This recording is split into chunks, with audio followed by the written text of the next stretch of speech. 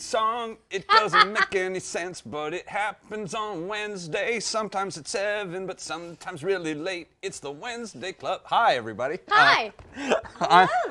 I'm Taliesin Jaffe, executive goth on all the things on the internet. To my left. I think I've introduced yourself. You're on a roll. No, introduce yourself to the internet. Everyone does themselves. This is the rule. Hi, I'm Amy Dallen, and this, of course, is Matt Key. Hello! I'm very tall. I have a delightful wife.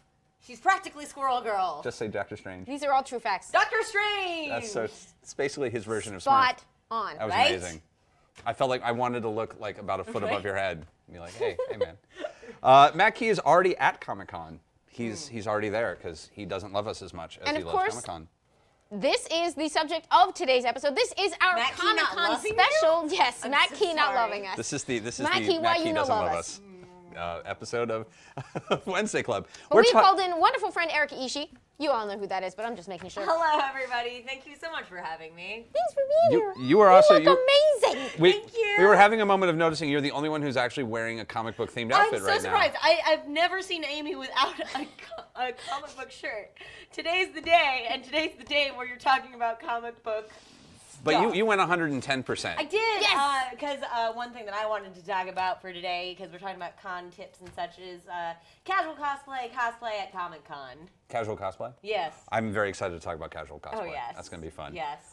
Yeah. So just for the audience, who are you casually cosplaying? I'm casually cosplaying as Jubilee, specifically the Kotobukiya statue of her, because I'm wearing the shorts and stuff, and she's like got the choker and everything. Because there's a lot of Jubilees through the ages. Vampire Jubilees, super rad, and like. I like. The first time ever, we can't hear you. Are you serious? Oh my God, is my. Oh no. This is happening live, everybody. No. How did that happen? No! Oh my Now they can God! hear you. Thank you. Oh, hello everybody. I'm Erika Ishii. I made a joke about being Matt Key and how I have a delightful wife who's practically Squirrel Girl, and I love Doctor Strange. And then It's all moving true. along, I said I was Erika Ishii. Casual cosplay. Casual Princess. cosplaying as Kotobuki. Jubilee, the Kotobukiya statue of Jubilee, because she's wearing the shorts and because she's got like the glasses up top and the. Is it the Bishonen series? Yeah, the Bishonen Oh my God. series. Bishojo. Bishojo, sorry, Bishonen's the boys. Well, Shoujo's because the the boys. Bishonen series is coming out, and now we have like cutie guys in comic book statue form. Which is really exciting. This might be our first for those of you who don't know of the. For those of you who don't know. Bishojo and Bishonen. Bishonen tends to be is Bishonen is pretty boys. Pretty boys. And Bishojo is pretty girls. When you're in the manga anime world, Yes. these things sort of divide right down. But they do have a statuary set of like comic book and like movie characters looking very elegant Yes. and shiny. Yes. And, very shiny and anime. And so I'm dressed specifically as that Jubilee, or casual cosplaying. Casual cosplaying. As that. And cosplay and casual cosplay is a huge part of Comic-Con, and so I thought I might bring that to the table of Wednesday the Club. big W. The huge I'm curious. Can I just look ahead? Wario Like, table. Leap ahead. how would you define cosplay and casual cosplay? So cosplay, oh God, I'm just gonna get dragged Erica. for this, aren't I? Yeah, Erica. So cosplay is dressing up as a character that you like, replicating the costume as close as you can. Sometimes a lot of people have variations on those themes. They'll have mashups or some like steampunk or period piece versions of the costume. Casual cosplay is where you wear something that sort of hints at the character. It's somewhat akin to Disney bounding, which is where you dress in the palette of a character. In this case, I'm not wearing the jacket. I've got the earrings and like a pink shirt and a glove, and so it's casual cosplay, something that might slip in. You might be able to slip into a normal everyday outfit. The idea is that you would sort of fit within insiders the would realm know. of something someone would wear, but if I look at you, I immediately you see know. Jubilee. You have a thing, Yeah. You know. It's like every now and then I see somebody wearing a brown jacket, a white shirt, and a red tie, and I'm like, John Constantine? Is that Yes, happening? exactly. Is that what I'm exactly. seeing right now? And they either look at me and like, no, I don't know who you're talking about, or they go, I pull out a silk cut cigarette. We feel bad because we have a British friend who bleached his hair blonde and just happened to wear a jacket like that most of the time. And the first time he showed up, we went, Constantine! And he's like, no, I just did my hair. It was just like, very too good bad. British We're all accent. going to see it that way. So we're talking about Comic-Con. We're talking about San Diego Comic-Con. And hello to everybody who just watched the the preview that we are late because we shot. Bless you. Welcome to the Wednesday Club. We're going to be talking about a little bit about Comic-Con, our experiences, things that you can do, the ways to get the most out of your Comic-Con without leaving feeling like it was all a big mess and everything went terribly, terribly wrong. And oh God, how did I end up in the hospital dehydrated? Oh no! Don't do that. Or with a bad back. I had the bad back. True story, bro. Yeah. Don't want it. There's so many ways that Comic-Con can go horribly wrong. Oh no! And sometimes actually, I am curious about everybody's worst Comic-Con experience. Oh no! I really want to hear that. Oh yeah, yeah. Oh, absolutely. I bet Taliesin got stories. I got a few. Yeah, Comic-Con can end very poorly if you're not careful. I did once end up south of the border. That did happen once. What? Comic-Con happens. That's like 2 hours away, isn't it? Yeah. Yeah, that's about a 2-hour drive. Yeah. And if you're drunk enough and young enough and dumb enough, and if you're really trying to get a gig with a very particular company that was producing anime at the time that I will not name, yeah. That was not a good Comic-Con. You followed some bad advice? I was a series of poor decisions. Yeah. I don't know. You have queued up a wonderful topic for today. Well, exactly. I am of the opinion that if it leads to a fantastic story, a lot of times it's worth it. It's a big, insane, dangerous place. Like a lot happens, and I say dangerous. It's a Comic-Con, for those of you who don't know. I am going to just throw this Ruzgoff DI. Worst Comic-Con experience, the 2 or 3 a.m. broken sprinkler in the hotel triggering a fire. Oh, yeah. I've heard of that happening at a couple of cons. Yeah. Yeah. These things, conventions are really interesting on a lot. And San Diego Comic-Con is the weirdest of all of them in my, I've been to a lot of cons. So there are many different conventions. They're sort of, as we know them, they are a 20th century invention. But obviously there are like a gathering with people who share your interests in various ways is a concept probably as old as time. But San Diego Comic-Con is sort of like one of the big ones on the scene, probably the biggest one in American comic book culture. I think we are outnumbered by Comic-Con in Japan, Angoulême in France. Those I think are both exceed us in numbers. But as a comic book focused convention, especially in America, San Diego, I think it turned 40 last year, so this will be the 41st. We might wait. Yeah, it depends on where they start the number. There's a couple different places of where they start that number, but definitely somewhere in the 40s right now. Okay, I actually might have lost track because now that I'm thinking about it, I think it started in the early 70s. So we're way past 40. We're somewhere between 40 to 48, if I recall, depending on whether or not we start at the first gathering or where they first officially called it, like the San Diego Comic-Con, or when it came to San Diego, because it started somewhere a little smaller, obviously. We were going to talk a little bit about that because it started. One of the things that it started with a group of people getting together to celebrate comic books, and this started with one of my favorite characters of pop culture infamy, Forrest J. Ackerman. He was one of the special guests at the very first proto San Diego Comic-Con. Was a fandom celebrity named Forrest J. Ackerman. He's kind of the godfather of fandom in a lot of ways. He is the very first pop culture nerd, as far as I know, of the modern pop culture nerd. It was a very striking example of such. He founded the magazine Famous Monsters of Filmland, which was the organ for a lot of people like keeping track of each other. But he came out of the very active fandom scene of sci-fi magazines in the first half of the 20th century. And I loaded up this picture specifically because there we this are. Is Forrest J. Ackerman at the very first World Con. This is the science fiction convention. This was held in 1939.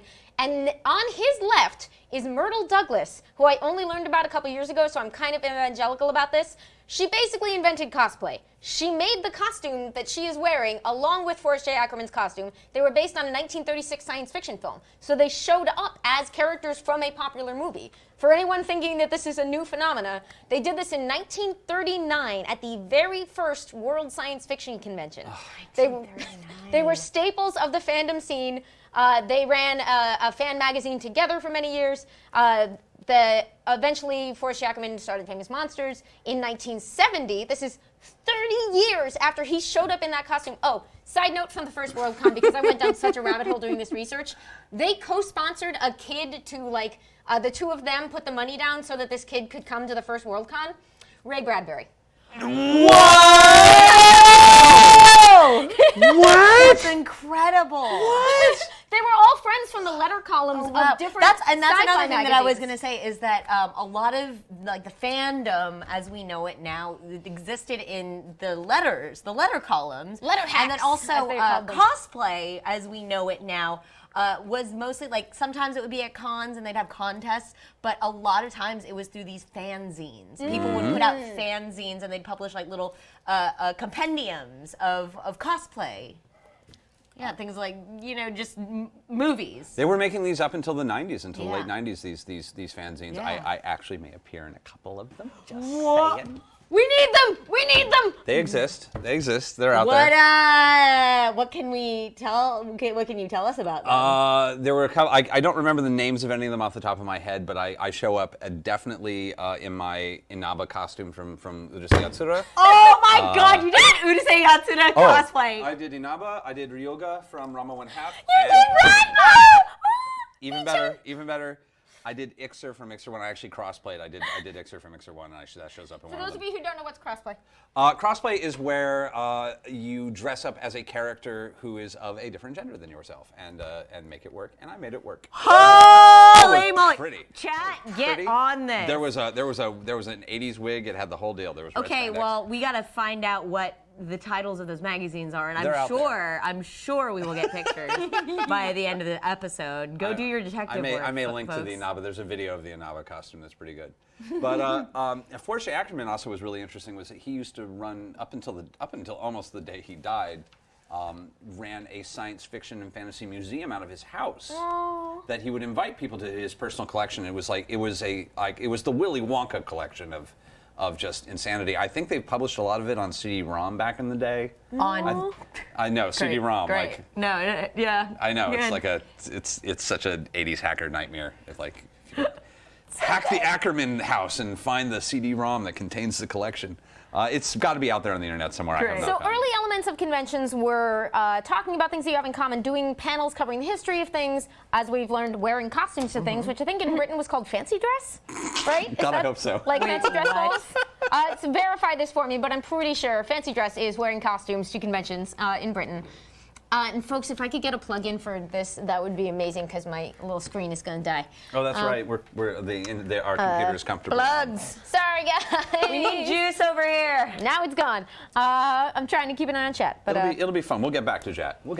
But so the first really comic book focused convention I think was New York in 1964. That sounds. I have notes here. I'm pretty sure that's correct. There's a book that just came out about it that's full of really interesting stories.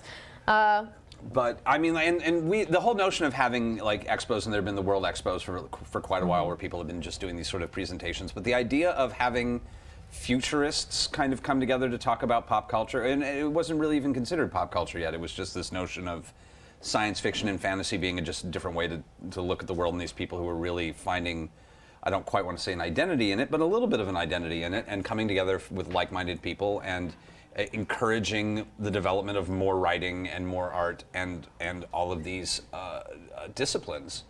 And it grew and grew and grew, and there are now conventions. There's anime, comic book, and pop culture conventions all over the world, all over the country, every weekend of the year. Remember when there used to be such a thing as con season? Yeah, it Wow. wasn't just year round. I know. Summer used to be con season once upon a time, everybody. It kicked off mostly with Comic Con in mid-July, and then it would continue through PAX, and and sort of end in October. There'll be an Anime Expo at the top of the Anime season. Expo in 4th of July weekend, and then sort of and wind up by August, October. We don't year go round. home. It's we year go round home and breathe. now.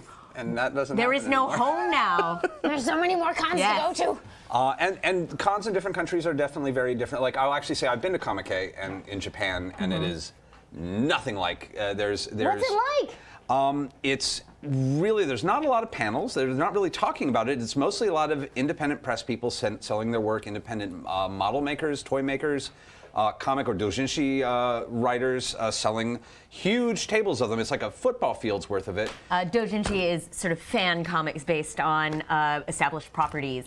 Or sometimes original, and sometimes original. sometimes a little sketchy. A lot of times very not safe for work. Not safe for work, but there's a lot that actually, I mean, like a lot of people are trying to get some, picked yeah. up there, and so they're like with one of the big Sort of independent comics. yeah. Yes. And so it's mostly just like a lot of buying and selling. I've actually seen teams with walkie-talkies because there's just no way to cover it in one day. Wow. I know, it's nuts. That's awesome. And the cosplay is very formalized. It tends to be there's no well, we're going to talk about the cosplay show that we do out here. There's no show out there. It's very much more of a structural showing of what you built. It's kind of more of an exposition of craft. It's funny because different conventions focus on different things. Comic-Con is known for its panels. For When we say instance. Comic-Con, we mean San Diego. Yeah, San Diego Comic. I'm sorry. There's San more. Diego Comic-Con. They've had Known branches. for the panels. Dragon Con is known for their cosplay. It's all about the cosplay. I mean, they Dragon Con. have a convention floor and they have panels, but mostly it's known for its cosplay. Anime Expo is known for its lines. Sorry. Right. I'm Pretty so sorry. much. Oh, that's the only shade and I'm going to throw. there are other comic conventions that are known for their dealer hall. Mm-hmm. It really just kind of depends, and there really is something for everybody. And San Diego is a big. I mean, blessed. It started as a comic book convention, and now it's a pop culture convention. Although yes. it was Well- both from very early on, which I don't know if you saw the picture I slipped in there. But will you find 1976 in those pictures? Thank you, Chief. This was so Comic-Con started, we think, in the early 70s, depending on when you dated to. I think maybe 1970 in the El Cortez, and then there is a picture in here from 1976 of somebody making their very first. Oh, that's the program. Thank you, Sergio Aragones did the program. Wow. And there is the table, somebody's table for a movie that would come out the following May. Ah, yes.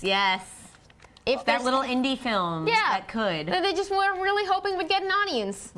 Oh no! Is that picture gonna? Do we have that picture? It's in possible the that I box? screwed up and didn't put the picture in there. Okay. But if you look up Star Wars 1976 we got San Diego it. We got Comic-Con, it. We Yeah. got it. Sorry, we got guys. It. That's okay. I should label Spoiler my alert. pictures better. Wow. Yes! Star Wars at Yeah, they were just Comic-Con. giving away these posters. It was this film that they were just hoping to find an audience for there. I Wow, love that that story. is- They did a panel for the comics. Howard Chaykin talked about it with, now I'm forgetting, maybe Rory Thomas, whoever was writing.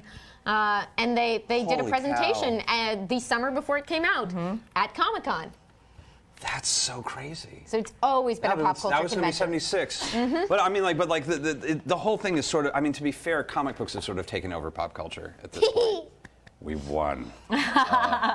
What we have won, I don't know, but we won it. But it is a massive place, and it is a massive event, and a lot of news gets made there. A lot of things get announced, and it's a place where, as a nerd or as a pop culture nerd of any kind, there are a whole bunch of very, very rich industries trying really hard to curry your favor. It is a very odd reality. And you will hear a lot. There's Comic-Con, especially in its current form, is not for everyone. It is enormous. It is busy. It can be very overwhelming. And the good news is that there are all these other conventions we're talking about, they're actually really great alternatives if it is impossible or just too unpleasant to think about. That's a very good point. Like- It's extremely crowded, but there are smaller conventions that will focus on the thing that you prefer to do.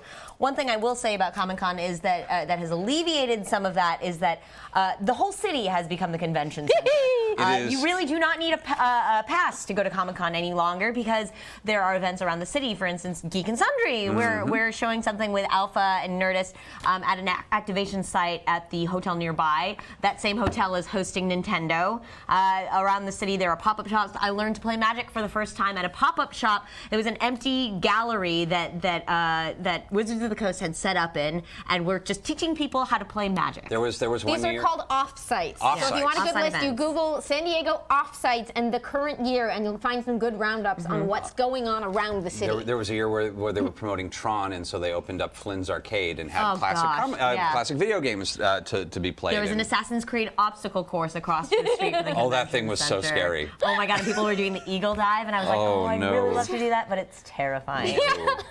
That just looks like such a lawsuit.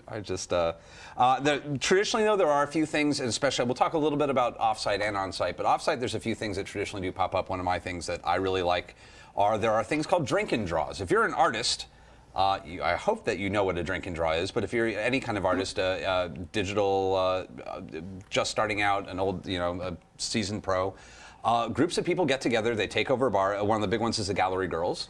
And they get figure models to wear like cool costumes. Sometimes they're pirate themed, sometimes they're caveman themed. You sit, you have a drink. There's some good music playing, and it's nothing but artists sitting drawing all Do night. they do those down there? Yeah, and they do them. There's like every night you can find a drink and draw in San Diego Comic-Con, and like it'll just be, not only will it be like new artists and young artists, but like seasoned professionals. I did not know and that. people that you really respect. You can actually get to see live drawing and like see them work. It's just spectacular. And there's just these great costumes and just people. Right. Gallery showings, and many studios have some sort of sites or museums or costumes on display. Adult Swim takes over that small park on the Adult Swim side. on the Green. Adult Swim on the Green. There's shows. I know that the Bearded Men are participating in.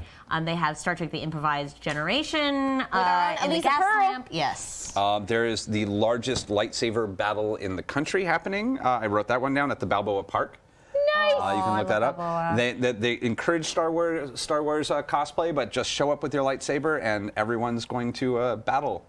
There's just going to be a giant lightsaber battle. These are the things that with a little bit of poking around, that you can do without ever actually having to set foot inside the convention space. So what is, and we have a million great questions here now that I've got my screen back. so- Yes. But out of curiosity, what are your tips if you make it to the floor? On the floor. Oof. Comfortable shoes, water bottles. Oh my God, comfortable shoes. Don't even kid yourself. You're going to be walking. I had my back go out one year. It almost ruined my con. I let my back just decided it was done. Comfortable shoes are a big plus. Yeah, hydration is really super important. Also, Vitamins. Yeah, vitamins. Also, realize that you are not going to see everything. Do not get overwhelmed. Back in the day, This is key. Yeah, Whoa. back in the day, I used to, I'd wake up at like 7 in the morning and be like, okay, I gotta get into cosplay, I gotta get down to the floor, I gotta get to my panels, I gotta go see all these meetups, and I have to go hit the dealer's hall, and it was just such a nightmare. And so now I'll like wake up at 10 a.m. or whenever I wake up, I'll have a good breakfast. That also is key. Yes. I will pack my snacks. I will roll in whenever I get there. I will not harry my friends to get there any faster. We will do what we can, and know that some of the best moments that you will have at a comic convention happen by accident. Oh, it's always it's another couple good rule. There's also get a little bit of antibacterial. Sure, yeah. Yeah, it doesn't hurt. No, everyone has come from everywhere in the world. It is. There is something known as con flu or Con-flu. con crud or the last con year plague. last year I got con plague, and I was laid up so badly. Like Taliesin was driving us back, and I was like in the car in the back seat dying. Oh, yeah. Like with the chills, and for a week afterwards I was It was, terrible. and just because there's so many different people coming from so many different places in the world, Yeah. there's the chances that you're going to meet something your body is just not prepared for is really high. So you just have to take some common sense. I know this sounds silly, but no. Wash your hands, soap and water, the whole thing, like Also, you're going into surgery. There's the PAX salute from Penny Arcade. Instead of shaking hands or hugging, which I really am a hugger. I'm a hugger. But for this one, like sometimes I will understand if the PAX salute is you address somebody like this, and you go, you know. Now it just elbow. looks like you're doing Yeah. Wonder Woman. So Yeah. Now that's Yeah. the Wonder Woman. I Dual guess. purpose. So, yeah. Obfuscate. Yes. There we go. My goth nerd moment. That is actually, that's one of my big tips. There's actually, I will say we also have 3 of my favorite tips, which are our Burning Man tips, but also apply to Comic-Con, which are, you are not responsible for anybody else's good time. That is a good way to make Comic-Con go badly, is to spend all your time worrying about what your friends are doing and making sure that they will let you know if they need help, and if they're going to do their thing. And the other thing is, no one is responsible for your good time, and so don't end up in a group of people doing something you don't want to do. Let them go do it. Have them text you later. Oh, your phone data is going to go through the roof. I'm so sorry. Oh gosh. Yeah. Bring a charger. Bring one of those. Oh, battery packs. That is Yeah. the most useful thing you could possibly have is the juice, like the extra battery chargers for your cell phone. I 100%, like my life has gotten so much better since I got those. And the Wi-Fi is spotty, which means it will eat up your battery. Oh yeah, Yeah. very, very badly. And then do not. No one is responsible for your good time. You are not responsible for anybody else's good time. And just remember that every time you make a plan, God laughs. This is very true. These are some things. Is trying to wrangle people is very, very difficult, and don't get frustrated if you can't get the people you want in the room and in the place you need them to be. So many of our best interactions happen by accident. Yeah, I'm an intensely social person, and I love going places with people. But at Comic-Con, I kind of roll solo because I know I'm gonna bump into a ton of people, and maybe we'll like form up and go on our own for a little while and disperse, and just know that it's like you cannot keep everything ordered. People will get lost. Things will go change. awry. Someone will be stuck on the wrong Things will side change. of the train crossing, Yes. and Oh they're my not going God. to make it. Yeah. So Comic-Con is in a constant fight not to outgrow itself. Which means that like it's occupying a larger and larger physical area as these offsites get involved, but also the convention center itself has like a train crossing right in front of it that becomes a mass of people, and it is very, very important to be safe and not try to get like through that crowd any faster than you can. Like you just have to accept the speed at which that crowd is moving and do your best. That guy and push through. But like it means planning a lot of time between destinations. If you need to get from one end of the floor to the other, that's going to be your time for a while, or go out the back and walk in back. That works really well. A little bit of a mental map. That's also really helpful. There's an upstairs. The convention hall itself has 2 floors. There's the upstairs floor, which has all of the panel rooms, and the panel rooms tend to have like triple letter designations, and has Except for the panels which are being held in nearby hotels. Except for the no, my God, they've made it complicated. We'll get into that. What? Oh, wow! Way to make it look really unpleasant, and yet exactly I mean, it's like delightful, but if you don't like crowds, you may prefer a smaller con. Yeah, Because it is going to be so many like, beta but I blockers mean, you know, involved in manage your that. energy, like, or not like manage your energy like I'm scolding you, but like don't be afraid to manage your energy. If you can manage 2 things today, you still might have a great Comic-Con. And the other, I love meeting people. I meet people every year. Even like there's always these weird chance encounters, and other people are also going to be managing their energy, especially veterans of this reality. So if you're very, very clever, and you find those quiet places to sit down and just like have a drink, or like, you know, and by drink I even mean like just like some fruit juice or something, a beverage with some sugar in it. Don't be afraid to juice and carb. You'll feel good. There's a Starbucks inside the con, and the line is always long, but there's something very zen about just being like, I've committed the next 25 minutes to this line, and I'm just not going to think about anything. I'm just going to watch the cosplay. And you're going to meet you do get lucky every now and then. Well, you'll just be sitting there and like minding your own business, and like one of your favorite comic book writers is going to be sitting there chilling, having a drink too. And it's a great way to like you literally never know who you're going to run into. It's just dumb. It is also there's a delicate balance at Comic-Con between understand that everyone else is having a very busy, stressful week, but also don't be afraid to talk to people. Just be smart about it. If they are literally in the middle of a meal, they might really need this private time. But you know, it's not like if you see someone walking down a hallway and they don't look like they're booking it because they have to be somewhere in 2 minutes on the other side of the building, it might not hurt to be like, hey, I'm a huge fan of your work. There's some really great cues. There's a few restaurants and a few bars. I don't know, can anyone nail that advice down? Well, no, I can't. Well, It's so hard to be like, be careful, but it's say hard. things, but be The thing careful. is, it's really situational, and as Amy said, you have to really learn to read the situation. It can be difficult. Yeah. I mean, but if you see somebody is in a rush, or if they say, I'm so sorry, like I can't right now, or if they're obviously their eyes are darting and their body is moving, like you that is the time to back off and be like, thank you so much, I just wanted to say thank you, and back off. But also a lot of times people are just happy to be there and chat with people, like-minded folks who enjoy their work. If you're running through a hotel lobby and there's a big table, and there's like somebody that you just want to say hello to, and they're there with 4 other people, and there's room at the table, that generally means that they're okay with having a 5-minute conversation with somebody who walks up. Their back's not to, they're not in a one-on-one conversation with someone. Their back's not to the hallway, like they know that they're visible. There are some signs that somebody is actually sitting there because they know that maybe they have a chance to make somebody's day. Like there are people who specifically are like, I'm going to have a drink in this bar because maybe I'll meet somebody interesting and somebody who wants to meet me. It also does not hurt to ask. If you can ask, like, oh, if you're not busy, do you mind if I say this, or you know, just ask. Asking is fine, and that gives them the out of saying, I'm sorry, I'm really busy right now. Or if it's a big table with a bunch of people who are obviously not entirely talking to each other, I mind if I sit here and then just enjoying the conversation. Even just listening to people talk can be, even if you know who they are and you don't want to like make a nerd out of yourself, and you're like, oh yeah. This also brings. Yeah, no, Firefly's rough, man. I get it, yeah.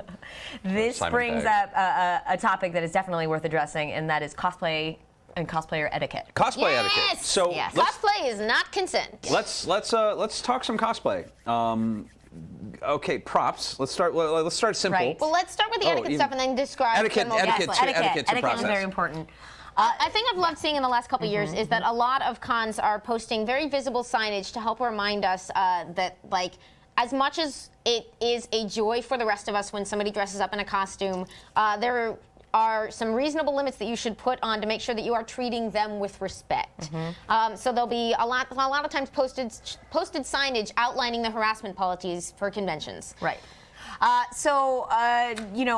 Cosplayers are dressing up because it is in the end for them. I mean, they appreciate that other people will appreciate their costumes, but because they are dressed scantily or dressed however they are, that is not for you. You do not have the right to touch them without their permission, to even photograph them without their permission, and you may think, this took me a while, actually. Yeah. As a kid going to conventions, I was just like, oh, a costume, click, click, click. Exactly. And it didn't seem weird. Like, but well, they're dressed up. Why wouldn't they want their picture taken? Sometimes they're eating. Sometimes they're having a private moment. Sometimes their costume isn't actually quite ready for that moment. Like they don't have their helmet on, or they like have straps loose or something, and they want it to look good for your photograph. So it's definitely worth it just to ask. It doesn't cost you anything, and almost 99.999% of the time they will say yes. Or give me 1 minute and they'll get it all together, and then they'll do a cool pose. Yeah, so it's not even just about like, it's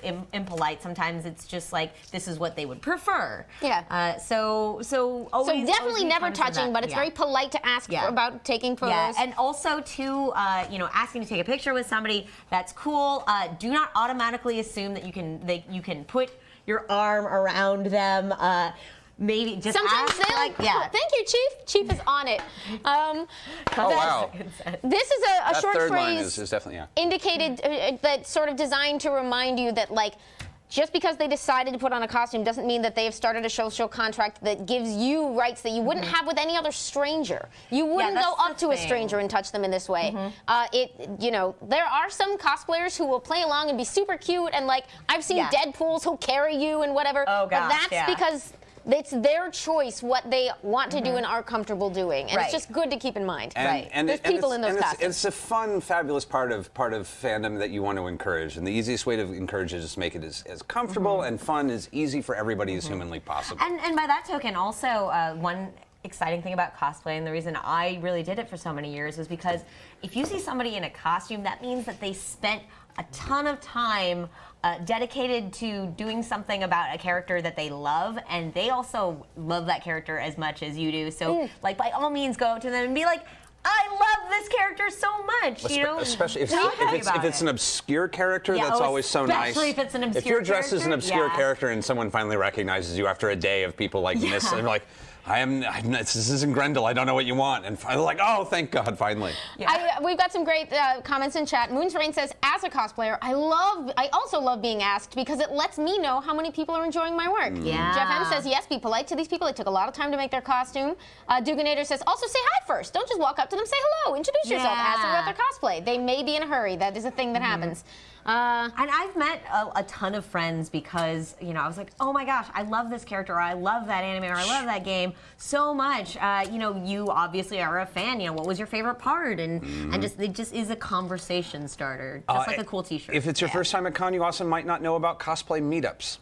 Yeah. This is a thing. If you're dressing up like, let's say, as an Overwatch character, and I know who you are, or as an X-Men character or a Doctor Who character, there are times and places that have already been set up at Comic-Con for everybody in these costumes to get together, and it's such a great experience to be there with 60 other cosplayers, literally with every single Doctor from Doctor Who all in a row together. I gotta see some 13s this weekend. I hope you're working on your 13s. Gosh, I'm so excited about that. So cosplayers, if you're a cosplayer or a photographer or a fan of a certain fandom, it's definitely worth looking up to see if there are any meetups. There are Reddit threads about these things. There's Facebook groups. If you Google it, I'm sure you'll see like meetup at San Diego Comic-Con 2017 for whatever it is. A couple specifics. We actually, Japan Rose reminds us in chat that there is a Critical Role fan meetup, which I would guess might feature some costumes. I think it's on Saturday, but you can tell each other in chat. That's right. And there's a Team Human meetup at 11 a.m. on Friday at the Carnival. And speaking of cosplay marches, I'm just really excited because our sister company Nerdist is having a March of Wonder Women. If you are any form of Wonder Woman at San Diego, I think that's also on Friday. There's one of the things that they have at San Diego is they have horse-drawn carriages. This is a thing that happens. They're very expensive. Right. They're really ridiculous. I've almost been run over by them before. But there is something delightful about being really hungover on a Sunday and then just a horse-drawn carriage comes barreling down the street with a giant Thor and a Wonder Woman just like arm in arms going. it's also the pedicabs that are themed out. Like I've seen, some Daenerys in the Iron the Iron Throne pedicabs. So that are little bicycle cabs. They're very expensive. Human-powered bicycle cabs. They're very expensive. San Diego is a really, one of the things that makes this convention really special is that it takes place in downtown San Diego, which is just a really nice area that's like a nice walkable zone with tons of great restaurants and things to do. So navigating it is its own internal challenge. You get every year someone will sponsor like all of the bicycle taxis and other things like that. It's really fun. Sometimes, occasionally, they'll offer them for free. If it's like 2 a.m. or something, and they see you wandering around, they're like, "Hey, you want one for free?" And then you just tip them, and you can get a little free ride. It can be fun. I've almost been run over a couple times. Oh yeah, absolutely. There's the costume show. There's the cosplay event. The masquerade. The masquerade. So the masquerade is the formal cosplay pageant. So people will enter and they are judged on their workmanship, and then they also do perform a skit, and you can win a contest for who has the best skit, and then so you get to, it's a showcase of incredible cosplay, and then afterwards there's the masquerade ball, and everybody, it's like the biggest nerd prom ever. I gotta say, like, oh man, I went for a couple of years and it was really fun because you saw the craziest things there, people in costume just like on the dance floor. But it was a bunch of, we were all socially awkward geeks, and people just did not dance. No. There are costumes that people wear at this show that are too big to wear on the floor often, or too complicated. The skits are running gags. There was a running gag about The Rock, not The Rock the actor, but somebody had a prop Rock. Many years ago, they did a Hawkman costume, if I recall. It was many years ago, and they came out on a little rolling rock, like posed as Hawkman. And like on like a little like a piece of statuary from Sideshow Collectibles, and then like something went wrong and the Rock couldn't leave the set, and so people just started chanting Rock, and eventually there was like Return of Rock, where like instead of just like the Rock itself just like made an appearance the year after. It became a weird running gag. I haven't been to the masquerade in a long time. It's a very long show. You really have to devote. I watched it one year from the Sales Pavilion, which is nice. It's not being part of the live audience. They were broadcasting it essentially to one of the upper deck areas where you could sit with food and just hang out with people, and that was a very nice way. That's a nice way to do it. That's a wonderful like kind of other like post dress up kind of fun way. The other kind of pseudo dress up thing, and I don't remember. I was trying to look up where it's happening this year. Is the fashion show. Right, the Her Universe fashion show. The Her Universe fashion show is amazing. Yeah, a lot of our friends model for it, and it's fantastic because it's an evening of they receive applications from all over the world of people who want to create haute couture costumes, or not costumes, haute couture high fashion based on geeky elements. So you have like a Groot like evening gown. Last year, my friend won with oh my God, it was a Marauders map gown. So last year had a theme. They were doing a theme last year, which were outfits that have some sort of technology involved. It was all about trying to integrate some sort of. So yeah. I think either they had to change, or you had to 3D print something, or like any way that you could kind of think of to make something interactive. That has become common for it now, because like the transforming dresses ever since Chloe Dykstra wore the Sailor Moon dress, where it was like a Sailor Moon. Those who watched last summer on How To Squad, we actually had Lital Platt come and show us the transforming Sailor Moon dress with the individually applied feathers that she had made. As a very serious fashion designer who's also a big nerd, who made a dress that transformed a la the sequins from Sailor Moon. You can find this online. The sailor sort of like the Sailor Fuku, the Japanese schoolgirl outfit, and then she pulled a cord, and suddenly it was pink ribbons, this Queen Serenity gown, and a Queen Serenity gown with pink ribbons going everywhere. But last year, Camille Falcone wore. She created a Marauders map dress that was a blank white dress, and then you waved a heat wand over it, and suddenly the Marauders map appears. Oh. It was incredible. So I really like the fashion show. One of the things I love about the fashion show is trying to integrate nerdy things into my daily wear. Right. You learn a lot. You get a lot of ideas. I mean, even though it's definitely girl centric and like there's not a we haven't quite made the Focused on women's wear? We've been focusing on women's wear because it's just more interesting. But like there's slowly we're starting to get some of the guys are starting to realize that they can actually do something with this too, and I'm really enjoying. I'm enjoying like there's a couple suits right now that have like there's the subtle bat and Superman symbols. Right, that like, is stitched Hero in. Within by Yeah. Tony. He's lovely. Yeah, and last year he was exhibiting his designs just for the first time at a small little party. This year he's throwing a huge party and he's on panels and it's fantastic. But it really like the little ways that you can like signal to the world of like kind of what you enjoy and kind Yeah. of having nice subtle. It doesn't have to be the nerdy T-shirt anymore. Like I really dig that it doesn't have to be the nerdy. It's t-shirt. really We a fought so glorious hard time. for them to make I those know. shirts in women's sizes. Right? Hold on to them. I know. I remember But back it's in the nice to have day, more I used to options. have to cut up guys' T-shirts. And now I have nothing but envy at Hot Topic every time I go there. I'm like, Oh my goodness. You ignored us, so we made our own, and we made it so awesome good. that you're stealing it back for the Yes, rest of we it. are. It's good I think though. they were worried for a while that there wasn't going to be a market for men's fashion, just because, like, oh, guys don't dress up, that kind We're of thing. feeling the pressure. Yeah, well, it would be. I mean, goodness knows, like, I love the subtle, like, superhero jackets Oh. and like it's sort of the inspired stuff, like cufflinks and Oh, yeah. and like subtle tie prints and the I have, polo shirts with like I have little. I have Hydra cufflinks that I'm very proud of. Yes. Little things. Oh, Fatty Melt says this is my first time hearing about her universe. I'm so into this. Look into it. Ashley Eckstein has created something really special. they do amazing I work. will I mean, like say- there's a bunch of places. I will say that make sure to try them on first Yes. because they fit well for certain body types, not always for others.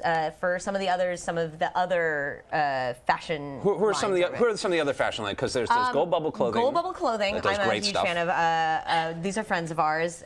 Novos has Novos. recently started carrying dresses by the same designer as Gold Bubble Clothing. Can we bring you on for like a For nerd fashion guys, special? oh, we will. I mean, I like, have- for guys, there's Muster Brand. Muster Brand's expensive. Muster Brand has but this they're very beautiful- expensive, but they're gorgeous. Beautiful stuff. They have like a Deus Ex line. They have some Legend of Zelda really subtle Yeah. hoodies. Portal. They do Yeah, some some Portal stuff. items. We love Assassin's Creed. Fine. We love Fine. We love has Fine. A lot of great stuff. They Oh. also partner with Muster Brand. Boys and girls stuff. Yes, boys and girls. I've And, never been able to afford a single thing there, but black milk is amazing. Black Milk. That's why we go to Gold Bubble. Gold Bubble is for the people who can't quite afford black milk. But they do Black really Milk like is- they're not like a low, but like they make them much more. Yes. But black milk More is They're a amazing. little more accessible, as does I believe. I know I'm blanking on the other one. Yeah, like Mitt Monk does leggings and other spandex. Living Dead Clothing also does geeky ones. They've actually got a lot of video game ones now. They have a license for BioShock. And I think Legend of Zelda, or they have the Legend of Zelda inspired things. There's a lot, and a lot of the geek fashion you can find at Comic-Con, or sort of, you will see it on people at Comic-Con, and that is one of the places that I really kind of have built my wardrobe, is seeing other women and men and saying and going like, oh, Women, men, and other. where did you get that? And everybody's always delighted to tell you about I'm it. gonna have and you some talk fancy about, shoes Yes. this year. Oh, I love those. Have you seen my fancy I shoes? haven't gotten to see them in Oh, person. they're really I'm good. very excited. But I should point out now that at the end of the episode, because we're trying to figure out ways of putting little things on YouTube that make sense, we're going to talk about a topic of your choice at the end of the We're episode. going to try this timed challenge This again. timed because challenge. It was really fun last I week. think it's either 5 minutes or 6 minutes this time. I was pressing for 6, so we each get 2. But it's 5 minutes this time because they know better than to listen to me because I'm like always wrong.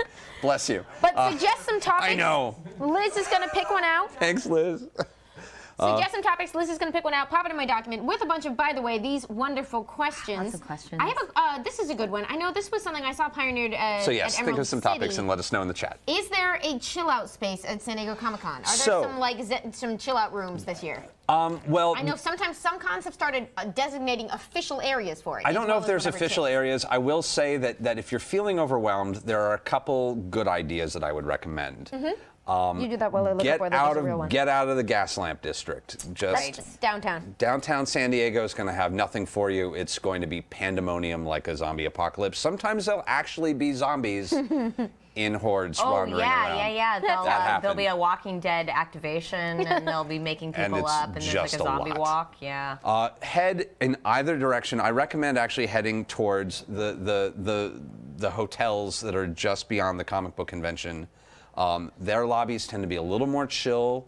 There tends to be a place where you can get some food. There's a little barbecue place that's just further down the street, down the railroad tracks. Dave's. Yeah, literally it was like featured in Top Gun. Oh yeah, that's the one. Yeah, I like There's that. also a peninsula. If you go down, there's like a little peninsula that's like a little park. There's Seaport Village. Seaport Village. That one is there. There's some spots sometimes there. they'll have events there, but even when they have events there, it's a nice, quiet, grassy knoll. Maybe somebody will be. Sometimes people just be giving away samples of free like juice drinks. Yeah. That's a really good calm down for me. Also, the other side of the convention center, if you can just hit anything on the water. The minute you get into the harbor, like anything on the harbor side, even like the upper floor of the convention can be a little calmer. There's an autograph signing area at the second floor of the convention that's kind of an open air. Right, yeah, the sales pavilion. So the sales pavilion has a bunch of tables, and a lot of times you can just sit there, and it's like just a little bit of a more chill area. There are people, but not too many. Yeah, and especially after all the hullabaloo of registration, it kind of clears out. So we're not having registration this year. Oh, that's right. Well, they sent most of the badges. Yeah. Important tips for Comic-Con are to just look for any updates about how to, different conventions have different policies for where and how to get your badge. They will basically change every year. So just it never works. they're all figuring out together how to smooth out the process of registering and managing thousands of people, and mistakes will be made. I'll say in that direction, there is a Comic-Con app. Yes. It is actually helpful. I haven't checked any of the panels. It is. They didn't update them until last week. Yeah, it's got a good panel list. It's got a good list of how to find booths on the floor. Right. It's got a pretty solid list of activities. The internet is sketchy. So that's take a picture of your schedule for the day on your phone, so that you can just open up your pictures and know what room your panel is. I'll also say it's an adpocalypse. That is my other thing about this. Is there are going to be pop-up ads that are going to make you want to murder things. Also, by that token, do not be afraid to kindly and politely, but firmly, tell the people on the street, no, I do not want that flyer or sunglasses or whatever it is that they are trying to hand you. Just be polite but firm. I forgot to close hands. Here, you throw this away. Right. Yeah. I forgot. I'm so sorry. I have no hands, and just keep walking. Before I ever forget, Guillermo del Toro's advice for Comic-Con, Hector interviewed a bunch of people in a previous year about what their Comic-Con tips were. Guillermo del Toro, being everybody's uncle, said, always bring a second pair of pants with fruit in them, and that way if you split your pants, you have another pair, and there's fruit to eat. Perfect! Guillermo del Toro! That's that's the end of our episode right there. That's amazing. I'm still trying to find this stupid information. Sorry, guys. No, it's okay. Just if there are officially designated chill out rooms at Comic-Con, which is becoming increasingly it's difficult because it's just a circus that if there were designated areas, they would just be overcrowded. Getting to them, There'd be free posters in there, but that upstairs pavilion tends to be kind of quiet. Sales pavilion can be. And there's also an art gallery. That's where the art show is. The art's great. And the art show tends to be kind of empty. Yeah. And you can they make you put down your bags and take a little ticket, and you do a little walk around, and you're definitely going to see something interesting, and it's quiet. Everyone's being quiet, and everyone's kind of giving you some space, and there's not a roof directly over your head. There's a little bit of air. It's a little less claustrophobic. Yeah. Hey guys, there's one jerk hanging out in the sales pavilion right now. Boo! Who's that with Brittany Wallach? Sorry. Matt sent some photos. Oh. We told him to send you things, but I wasn't sure if we'd be able to get them in time to use them. Oh my! Yay! Yes, at the totally. Marvel. What is he holding? He's at the Marvel booth. What is that? He's holding a copy of Generations. Oh. He's got early comics. That's so Red Key. Oh my God, that's so cool.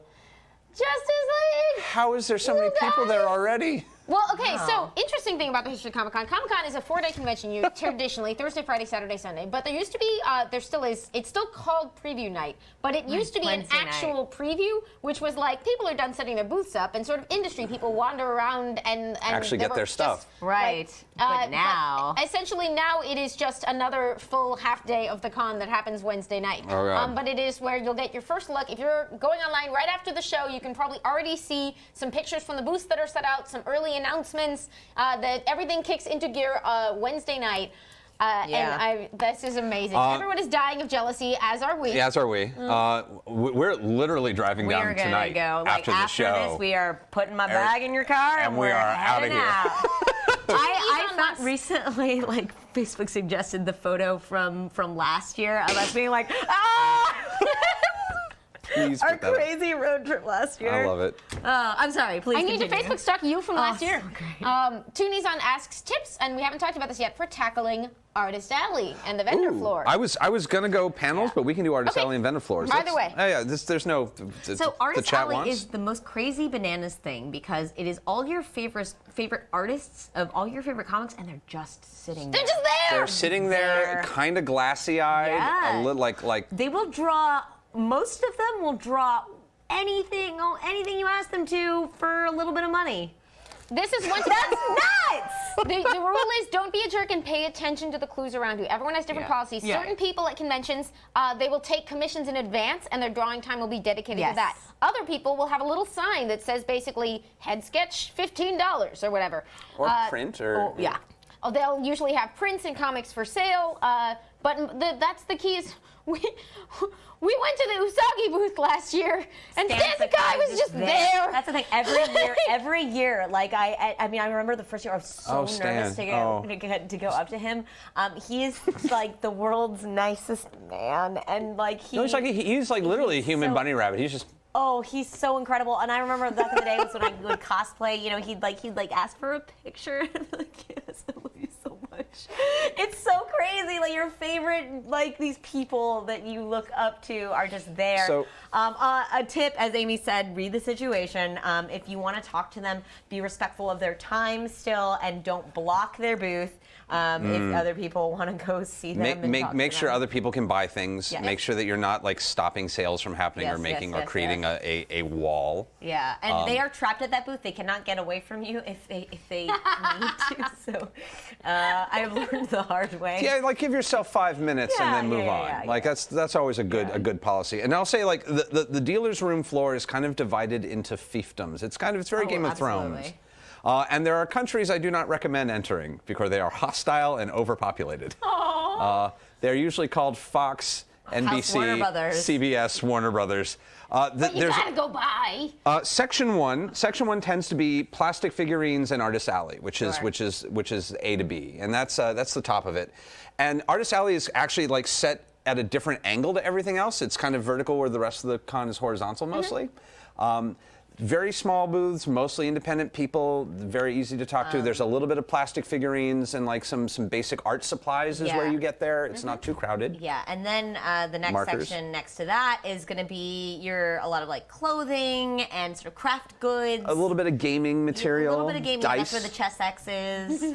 And then I think actually above that, no. And then immediately after that is TV Land, and TV Land is I mean like if you're down to get in line and like really if you're ready to lose, like if you want like the best virtual reality Japanese subway simulator on earth, man, they've got it down. Yeah. They're just Packed. you will move very slowly. Right. They And do then- put on a great show at those Yeah. They booths, put on a though. great It's show. fun just to walk past at some point in the weekend. If you're really, there's one show I'm super into, and I'm going to be doing their event thing, and I'm going to line up for a couple hours, and I'm going to do it. Like, Yeah? those are long What's that? lines.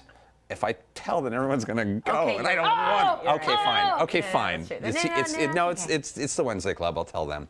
I'm going to be doing that the Legion VR, like the Legion experience thing. I want to do what it. now? Legion's got a thing. I'm going to be doing it. Oh my Tomorrow. gosh. I'll be there tomorrow for my panel. So that's the one that I really want to do. But like, you can get like One year we got photographed for like Clone Club. They were giving like photo IDs for like, it was like Torchwood IDs. I don't remember. There was I got the Prisoner. I wasn't even a big. Prisoner IDs. I remember doing that. I wasn't even like I didn't really love the reboot, but I love that I got that ID, and it made me Yeah. really, really super happy. Like weird ephemera happen in TV Yeah, land. TV land right in the middle. That's where a lot of like Cartoon Network stuff is as well. The big inflatable things. Yeah. And then you get into like there's a little TV land has the island of anime, which is a little more chill, where Right. Funimation and Viz kind of live. Funimation, Viz. Good statues. And then usually. sort of like And then merch stuff, toy, like official yeah, the merch and yeah. toys, your NECA, Islands of your Misfits toys. Sideshow. Expensive How is there statues. not a Candyland-esque board game that's just going through the Comic-Con? I actually would love to create. Oh no!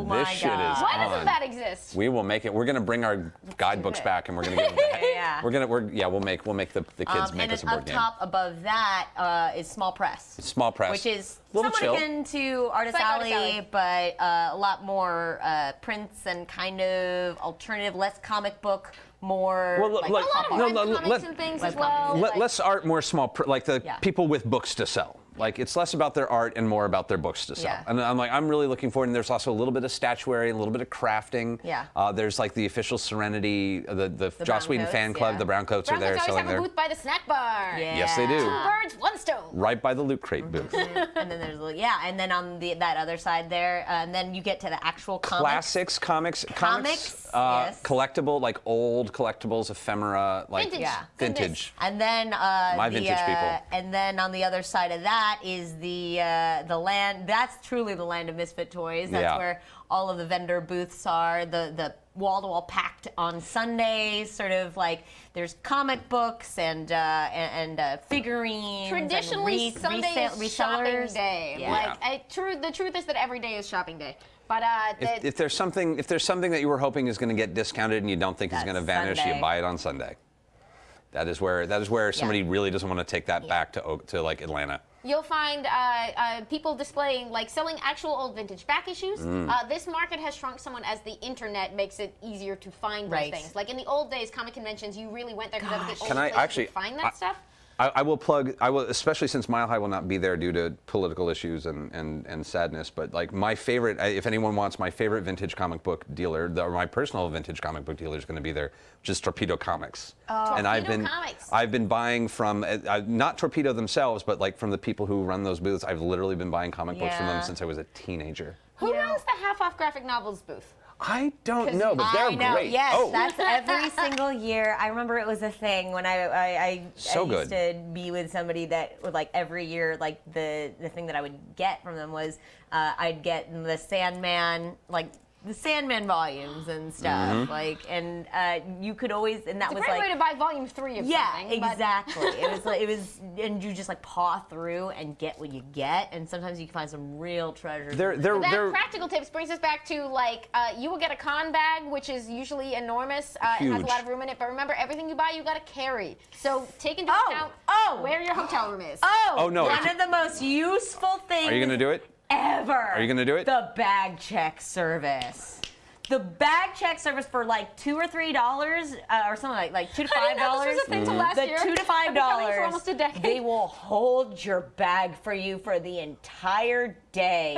It is the most useful thing If you buy in something the big. world. Oh my God! If you bought something big, if you want to get rid of your bag for right now, like it's just the best. I've got another changed one. my life. I got a thing that I bring every year. This is the one year I forgot to bring it. I may have to buy another one.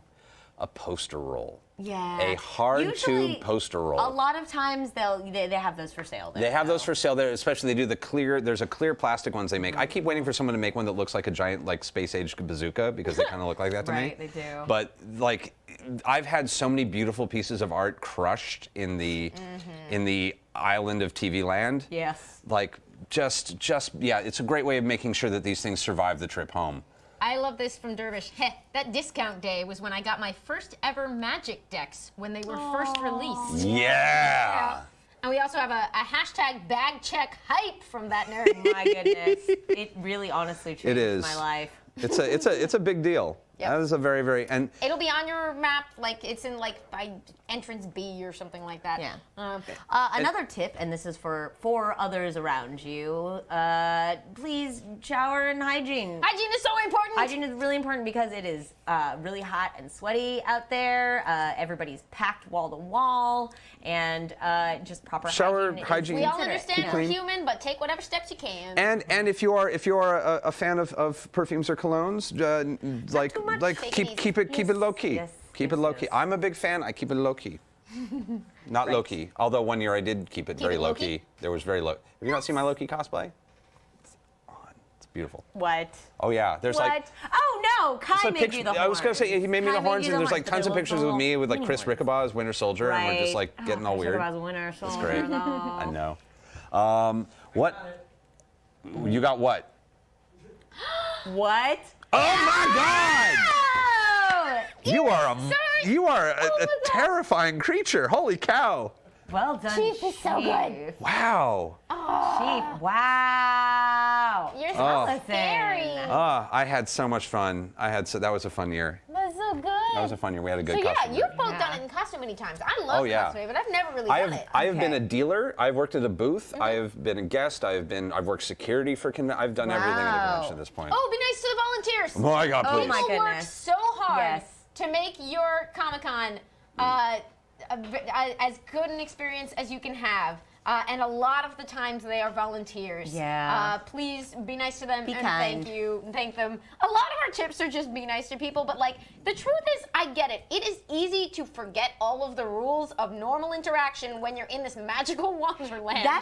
And Yeah. your favorite person in the universe wanders through frame, and you're like, "What is happening?" And it's just go back to these defaults. You know, it is worth saying, like, for all the warnings and the rules that we're saying, honestly, it's the most magical place. I remember growing up not having the kind of people that I could interact with on this level, and I always say it's incredible because like you'll be in the bathroom stall or something, and you'll be like, "Hey, so like Boba Fett with a jetpack versus Luke Skywalker with a hand missing. What do you think?" And the girl in the stall next to you will be like, "Oh, well, you know, are we talking about original trilogy or?" And you know, Pretty sorry, like, they'll- like, everybody what are the will details? have an opinion, and just everybody is so jazzed to be there, and they are a fan just like you. It is just this electricity that's wonderful and contagious, and I love it. And we're so fortunate to get to go. I was trying I remember one year like running into this random Scottish girl who came to con without a badge, a hotel room, or any plan. Yeah. Oh, no. But like was so Scottish that she just like had the best con ever because she found a place to crash. She and her boy found a place to crash. Like by night one, they had already like gotten into a weird, like as only Scotsmen can, like weird like fun yelling match with Simon Pegg at the bathroom. It was just that whole very Scottish, "Fuck you, Simon Pegg, you piece of shit. Wash your hands before you come out of the goddamn bath," and just making friends everywhere with their just obstinate Scottishness. That's very Scottish. It is very Scottish, and if you find those fun, quiet places or those interesting, weird people who are charming and fun, you're just gonna have a great time, and you're gonna make friends. So many for the friends I made at my first conventions, I'm still friends with. Some of them are pros, some of them are still fans. Yeah. Ricky and Tavisha I've known for Ricky and Tavisha who are from slave labor or like beyond that now. Right, yeah. Tavisha, it's just it's great to watch everybody just grow up in Those are this. these magical moments. I remember one year, I think I had a dream that I went to Comic-Con dressed as Gaz from Invader Zim. Oh, you'd be such a good Gaz. Jonan Vasquez was there, and I woke up that and I'm like, well, I guess I got to do that. so I got this costume and I wore it there, and somebody's like, "Oh, are you dressed up for the signing?" I'm like, "The what?" And it's because he a lot of times he just won't go, but he's just there, You in find a the Slave 1 Labor year. graphics booth, and he looked at me and was like, "Oh, you're Gaz," and I'm like, "I'm kind of a fan," and oh That my was God. actually a very good Joan It Vasquez. was, yeah. Oh, look at you. Oh, hey, and it was just like magic. I was like, my dream came true. My dream came true. No, and to be fair for him, that's him losing his shit. I to know, be fair, right? it's like, wow, that's really understand. cool. That's another thing to keep in mind. A lot of your favorite pros one of the glorious things about Comic-Con is that coffee. we get to shine a light on people who often don't get any light shown on them. And it might mean that, like, I hope no one is ever a jerk to you. It is possible that will happen. well, it can happen. It might There's also happen. some of them who are just as scared Yeah. of you as you are I know, of them. and there yeah. might even secretly be loving that you stopped and said something, but they don't know what to say either. And so sometimes they'll just make a face and go. And, like, Oh, yeah. it's okay. They're just humans. Yeah. They may still be treasuring that interaction because they're like, somebody knows my comic. Yeah. I have been told from the Supreme All High Commanders of the Wednesday Club, just to remind everybody to put some theories for topics for our little five-minute topic in the chat, and just keep throwing those out at us, and just so we can do something fun for the end of the episode. I want to talk panels. Yes! Panels, Comic-Con, San Diego Comic-Con is San Diego known for Comic-Con. its panels. It draws some of the best talent from all over the world. And related topic, a great thing to do when you're researching a con. Most cons have special guests, and these are folks where they're in, like, and this varies con to con, but in many cases they are able to help support getting them out there. Like, that's a whole can of worms. But the special guests of the convention will usually be listed on the website. They'll give you a brief bio, and that's a great way to find out, like, oh my God, my favorite artist who hasn't done anything in 10 years is getting a special award this year, so they're going. Just tailor your thing, and then, like, once you've seen who the special guests are, you look at their individual schedules, usually on their website or social media, and find out where you can find them, and that's how you start planning your schedule, along with panels. Panels. So everybody knows. Well, I say everybody knows. This is the show for not everybody knows. Yeah. There's a thing called Hall H, and that's kind of I'm going to start at the Yeah. weird and work my way down. Yes. I've never that sounds been good. to Hall H. I waited in line for Hall H once. Wait, And- what year was this though? Because I remember I walked in halfway through a Disney panel one year, like, and we were just there. Miyazaki was standing. We were like, oh, that old Japanese man looks a lot like Miyazaki, like. And then he went up on stage to introduce Ponyo, and we're like, okay. And that was back in the day when it was just like easy to get in, like. But Yeah. nowadays you have to camp out. You have to dedicate a day I to get into know. Hall H. I know. I wanted to go see. Actually, ironically, I was waiting in line to go see a Guild panel, because they were showing the Game On music video for the first time. But I waited for hours and did not get in. Oh my God! I was like, man, I'm just gonna go back and buy some comics. And just like, I was like, man. I lined up for a Felicia Guild DVD signing in the middle of the floor many years ago. It was just like, I really like what you do. I know. Well, she's going to be doing stuff this year. Yeah. By the way, she's on our panel this year, and Yes, she there's is. a Guild anniversary panel as well. That's right. H is kind of like H is a weird thing. You have to be really into the notion that you want to see like 5 minutes of the next X-Men movie a month early. Like if there's an energy to it. There is an energy to it. That's what I understand, because like really honestly those panels will be online pretty soon afterwards. Yeah. But what's really incredible about it are the moments where, you know, the actors will show up in cosplay, or they'll like run through the crowd, or you're there with 1,000 other people cheering and Several thousand. screaming. Yeah. Is that where Karen threw her wig into the audience for the Guardians of the Galaxy to show she'd shaved her head, and then was like, oh shit, I need my wig back. Right, that's so It's now I'm fun. bald. Or like Tom Hiddleston showed up in full Loki, Yeah. you know, and just Started just monologuing. there's like a lot of moments that you are there for, and everybody else in the audience is like just as thrilled as you, and there's electricity, and that I understand, but I don't know. I've never been willing to wait overnight for something like that. No. So in these days, the general rule for those extremely large panels is that you'll end up like if you're going Friday or especially Saturday, there will be a line that they form the night before, and people will camp out. And if you're willing to dedicate that time, like, blessings on you. I have friends who were there the year they first brought out all the Avengers. And it was a surprise, and it is a thing that they will reasonably talk about for the rest of their lives, with like the moment of being there and participating in that experience. It has a quality of live theater, of like you're watching this thing happen in front of you, you're physically present, you're all sharing that experience. And so it's pretty special. Because for many years, I was always going back and forth to work or covering the shop, so I was usually only at con for a day or two. So I never wanted to dedicate that kind of crazy time to it. Exactly. But if you can, if your circumstances permit, permit you to do that, and you don't mind, like, you'll be wading through some other panels, you can have some pretty extraordinary experiences. They take the showmanship really seriously now. And for normal panels, I'd recommend like going through the panel list, finding the weirder, like a Rick and Morty panel is going to be full. But It's I've gonna be started full. overreacting, and I realized, like, you can just go to a lot of stuff because everybody else also assumes it will be full. That's true. I walked Oh, right some into some stuff. Comic-Con, some comic book panels last year that, like, I walked right into an Image Spotlight panel with Matt Fraction on it. Because I assumed there'd be a 2-hour line, and I think everybody else did too. It's worth doing the walk. And it turns out there was room I think in on the the room. actually Everyone's on the overcompensating. whole, I will say that on the whole, the movie TV Stuff gets full, And the comic book stuff comic book doesn't. stuff, even if it's rock stars, doesn't.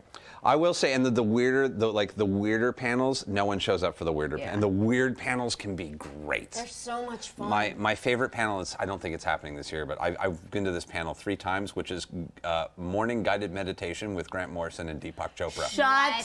That is a your real thing. face. And, Oh my God. and, No and way. I say this because it's just worth it watching Deepak Chopra go. The thing I do not understand about Magneto is how the helmet, and you're like, what is happening? What? What is happening? We're having a conversation about how Magneto's helmet works, and it's just the greatest. Less weird than that, but always entertaining is Nothing as weird as that. I Quick know. Draw. Quick draw. Quick Draw with it's actually Mark Sergio. Sergio Yeah. Aragonés and Mark Evanier, and it's just like they take some of the best artists in the industry and they make them do quick draws, and it's so funny. It's so funny. Weird little filming game panels also pop up if you like some of the BBC shows, if they don't have a super huge following. Yeah. Like I saw, Spaced had like nobody in there for their first Space run. Oh, neat. I love this story that nerd apparently put in chat at some point. Best/worst SCCC. Friend and I were trailing a Tony Stark cosplayer by himself. Trailed him from about 10 feet away. Friend says, that really looks like Robert Downey Jr. I commented, great cosplay, but looks too short to be Robert Downey Jr. Oh, no. Continue following him. He takes a turn. Right into the Marvel booth and onto the stage. Yeah. Yeah. I mean, like a lot of celebrities go in cosplay now. That's like the hot thing to do. You know, they'll go With a mask cosplay incognito. I think Daniel Radcliffe did Spider-Man Yep. recently. Adam Savage is known for doing crazy, amazing cosplays in suits. And sometimes they'll just be out in plain sight. Apparently, Hugh Jackman did Wolverine, and people were like criticizing him for not looking enough like Wolverine. Why would you say that to any Why would you say that, Daddy? So Do not catty, say so something- catty. Don't be mean to any cosplayer. Was it the Bryan was it Bryan Cranston? Bryan Cranston dressed up as himself. He was wearing a rubber mask yeah, of a himself. rubber mask of himself. A Heisenberg mask. It was really great. Amazing. So cool. I was there for that one. He was wandering around Hall H in the mask. Yeah. Chief was Chief there said for he was that there for one. that. He was Oh my wandering gosh. around Hall H in the mask. Like oh my in god. a Bryan Cranston mask. Another thing I'd like to talk about, since we're covering random things, exclusives. This is a thing. It is both a good and bad. Oh yeah, merchandise. Merchandise, merch. Exclusives make me sad. Exclusives, Oh, yeah. exclusives both Do make not- me. Here's the Oh, thing. boy. Don't ask your friends to get you exclusive merch. It's too late. If they do, they love you so much. Like I would not. Well, there are 2 layers. Okay, so first Like, of all, exclusives there's are layers. Yeah, special that's true. merchandise that you can only get at a certain time and place. The idea being that over the years at Comic-Con, it goes from like, oh, well, I'll make a special version of this just for Comic-Con, which in one sense is a great way to keep costs down. Like if you can only afford to make 400 of them, right, San Diego this summer, and hope they all find homes, it's a special memento for people. That's Everybody not wins. what it is. Things may have gotten a little out of control. A little out of hand. Now a lot of toy companies and everyone else will have just a flood of merchandise directly for San Diego, which immediately goes up on eBay.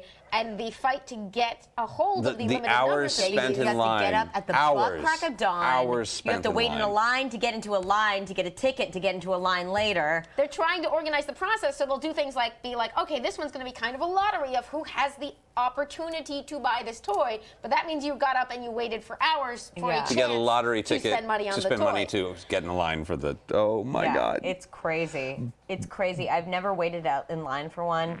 One of my friends who was an exhibitor at one point got me a Dragon Ball Z Scouter which is like a Comic-Con exclusive. I know exactly which one you're talking about. Yeah, and I still have that, and I know what that means. Like, to me, the time and effort that he spent getting that for me is like worth way more than the thing itself. And it is one of maybe 4 or 5 times in my life where I'll occasionally do the "Do you know who I am? Please God know who I am, so I can skip this line, please." I have people who have sent me with a shopping list, and they are just already disappointed on me on multiple levels. I know. I mean, and just know it almost never works when either. you ask somebody this of somebody, just know what it what it is you're asking. Like, Yeah. like you're going to owe them 9, 10 trips to the airport. Yeah. It's bad. I can't completely bag on it because I still have the tiny little Teen Titans figures sitting in their school bus that I got a couple years ago.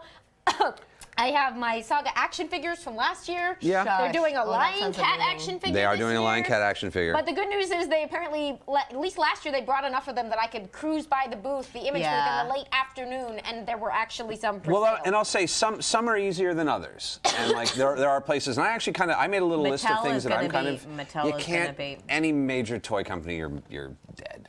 I mean, Yeah. I will go visit friends in that line, say hi, go have lunch, come back, and see them again in line, and just like bring them drinks. I remember the year That that they nerd says, I have those scouters. I remember the year that they put out the portal guns at the NECA. Oh. I was so heartbroken. Luckily later they went up on ThinkGeek, but oh gosh, I remember. So a couple things that I'm excited for, I will say, is they're doing Diamond Select's doing, which is not a bad line, is doing the Ironheart unmasked PVC statue, which I'm really excited about. Marvel character. Marvel character. Riri There Williams. we go. Thank you. That's the statue. That's real good. Like that's just. She looks good. I'm probably, depending on how much I feel like how happy I am that like Manzi is working so hard, I may try and grab her the Hello Kitty Sonic the Hedgehog plush. Oh, that's so lovely. Well, and I got Jenny. There it is. I got Jenny. The Oh God. I mean, like, how can you not? That's so great. Gotta gotta give go hugs. fast. There's I may get the girl the NECA Coraline display set just because it's really pretty. What else There's is a really? Coraline display. See, I haven't even The looked what? because Oh yeah, it'll just hurt I've got me. a few. We've got a few. The Coraline display set is pretty spectacular. Look at that.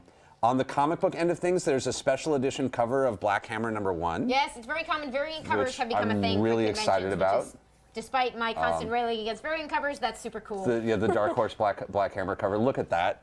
That's just Real so good. classic. It's that logo for anyone who's. We had someone recognize or appreciate our Justice League International shout out the other week. There's a bunch of prints that I'm really excited for. There's just a whole bunch of really exciting stuff. There's a mini teeny tiny bottled city of Candor, like 5-inch glass city of Candor. Look at that. Look at that. God. I'm like, beautiful. I am going to spend, and like, there's some amazing prints. So I mentioned this on Game Engine. We were talking about the video game presence, growing video game presence at Comic-Con. Blizzard has stopped selling San Diego Comic-Con exclusive merchandise. They have con exclusive merchandise, which is available at all the cons that they have. They have like premiere merchandise that is That's a available. cool idea. Like they'll come to a con near you kind of deal. Yeah, Like, and then they'll premiere items at certain conventions and then have them in their store later, and then just it's made it a lot less frenetic. And one thing that they have that is really cute is the Diva. It's like the Diva bunny keychain, and it lights up. It's so it's got the little. I was looking at that, really digging that. That's really exciting. Somnium Umbra is wondering if Chief is actually AI. Like, too fast, too on it. Some of Chief is I've good. been on camera today. Zach claims he's been on camera today. Haven't you ever seen Ex Machina? Chief does in fact pass the Turing test, though. I will say it's pretty impressive. Huh? That makes it scarier. Yeah. No. I don't know when we want to pull the trigger on this, but it looks like we have our topic. We don't. We'll pull the trigger at the very end. Okay. Can I, speaking of panels, can I take a moment for a public service announcement? Did you know that if you have a badge for San Diego Comic-Con, Oh yeah. any badge that includes the day, Friday, you can go to the Eisner Awards? Did you know that the Eisner Awards are the premier awards in comics, and anyone with a badge can go? Do you know that they're held every Friday night at 8 p.m. in, not every year, on Friday night at 8 p.m. in the Indigo Ballroom, and anyone with a badge can go? Do you know that many of your favorite creators and nerd celebrities will be there, and anyone with a badge can go? Do you know that they give you free Will Eisner books when you go to the Eisner Awards, and anyone with a badge can go? Do you know that there's usually a reception afterwards where a lot of times you'll get to congratulate the winners in person, and anyone with a badge can go? I've met John Lewis, I've met Neil Gaiman, I've seen Kelly Sue and Matt Fraction. The Eisner Awards are so much fun. They honor people who very rarely get the spotlight on them, and the room is never full, even though anyone with a badge can go. Eisner's, Friday night. Nobody knows that this is a thing, but it's a thing. Taliesin. Can I go? Do you have a badge for Friday? Yes. You can go! God! All right, I'm going. I got my second hug from Neil Gaiman at the Eisner Awards. Very nice. There's a picture of me with Dave Gibbons, and I look extremely nervous. I have a whole collection in my comics shelf of beautiful Will Eisner volumes because they just are handing them They out. just give you They just books leave them for on the showing seat, up. and a lot of people just leave theirs. They don't pick them up, I guess. A lot of your favorite creators are at that point wined and dined because they have eaten a dinner provided by. They sit up front in special them. tables. Yep. Then there's Yes. a section for professionals where, like, I'm usually live tweeting. And then there's an entire bunch of seats that anyone with a badge can sit in. There is a bar there. There is a bar there. You're- So here's the thing. You're not gonna I be want to sitting keep with us, saying but yeah. this. Well, not this. I know. I kidding. want to keep saying this every year until we fill that room. I want us to ruin the Eisners. I want it to be impossible to talk to people anymore because we finally got the word out, and that room has a line outside of it. John- Because it's insane to me. Not that this is happening this year, but again, last year, John Barrowman in a Squirrel Girl costume. Oh, What more yeah. do you need? Phil Lamar's presenting. He presents every year because Yep. he's amazing and a big nerd. But he's presenting this year. A bunch of comic book creators are presenting this year. Gail Simone will be giving something out on stage. Sergio Aragonis comes every year, and he's the most adorable. So funny. You'll see people get inducted into the Hall of Fame. They'll talk about they'll give out awards to underappreciated people.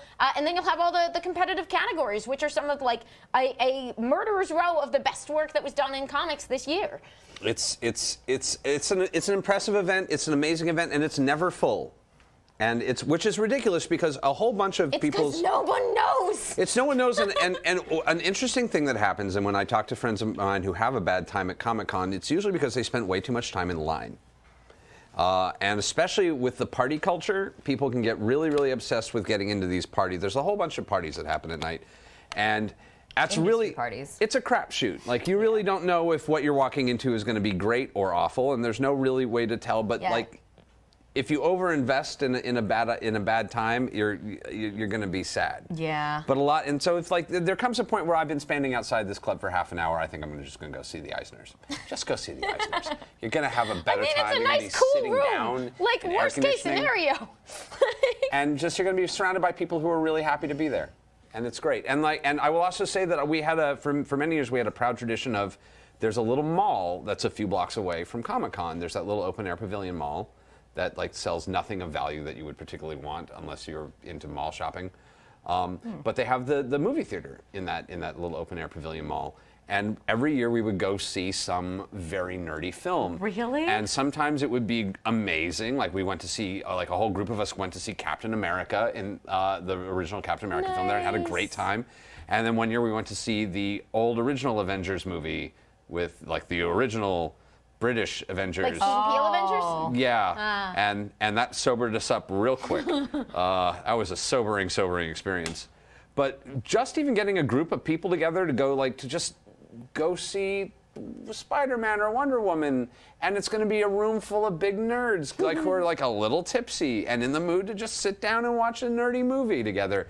And you never know who you're going to run into there. That's a nice way of taking a bit of a break from the con without really leaving the con. Yeah. See a movie. It's a perfectly fine use of Interesting. your time. So, no, for me, I get antsy at Comic-Con, and I do want to like run out and do everything or something. You know, I can't like sit still in a room for a long time, and so I haven't been to the Eisners in like the past 2 years, I think.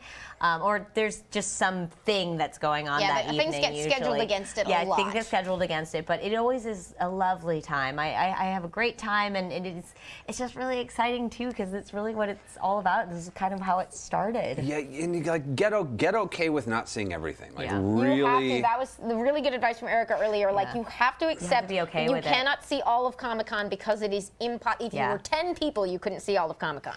Yeah. I will be amazed if you manage to see every booth in the dealer's room. Oh, absolutely not. You have accomplished something that is almost impossible, and you've spent Yeah. days doing it. Yeah, pick something because, you know, or a little taste of each thing. Honestly, like pick a panel that you would like to go to. Yeah. Go to a panel. Pick, you know, like a couple of things. Wander the dealer's hall a little bit. Do one appreciate the interactive cosplay. experience. Yeah, one interactive experience from a studio, and keep in mind, like Laser keep your eyes up. Yeah, the laser tag at the Nerdist. Yeah. Keep your eyes open too. I mean, because while you're walking, you never know who you're gonna walk. I like bumped and literally ran into Nathan Fillion one year on my way from one bar to the next. It was. So when you mean keep your eyes open, you mean literally just. Please watch your step, everybody. You don't want to knock over Mal Reynolds. No, one of the little pedal cars that almost ran me over had Seth MacFarlane on the back of it once. So that was like Great. his smiling face was like the last thing I saw as I went keeling over into the train tracks. Oh man. But You will hear a lot about parties and special events, and this is a thing that has just sort of grown up with Comic-Con over Yeah. time. You know, honestly, I've had a lot of fun at like gatherings like that. I have danced, I've hung out. Geek and Center has thrown in the past. We've had done some like good parties, surprise we've had some bad and that's parties, been really we've done fun. both. I've met fun people. It's like you can have a really fun con without worrying about any of that. You can have a really fun con just wandering into bars, and you can have a really fun con going to bed early and getting up in the morning to do more things. If you find the quiet bar, if you're really like if you have to decide if you're in the mood for a loud, boisterous, alcohol-fueled idiocy, which is a great time, but not a thing you want to do 4 nights in a Yeah. row, unless you're 22 and somehow can do that still. God, oh yeah, no. But there's also there are, if you can find, especially not in the gas just like you can control a little bit of the Gaslamp district. You walk up and down. You can go into the bar at like the Hard Rock Hotel. Also, Sci-Fi tends to do some stuff in there. And if you go in, like somebody interesting is going to be holding court. Like you're gonna wander into, if you're keeping your eyes open and paying attention to who's around you and what people are saying, and you're not like too internalized in your own. You can get very internal there. It's a very easy place to like shut out the rest of the world. There's a lot of world to shut out. Yeah. But actors, directors, producers, writers, comic book artists, comic book writers, like they're all there. Right. And they're like the Hilton Bar, the Marriott Bar. True. Yeah, Just by the creators pool. just hanging out by the pool, just chilling. at the bar. I just remembered one of my favorite Comic-Con stories, which was it's not that much of a story, but like the virtues of paying attention to what's around you. I wandered past some booth in like 2010, 2011, or I don't remember exactly when.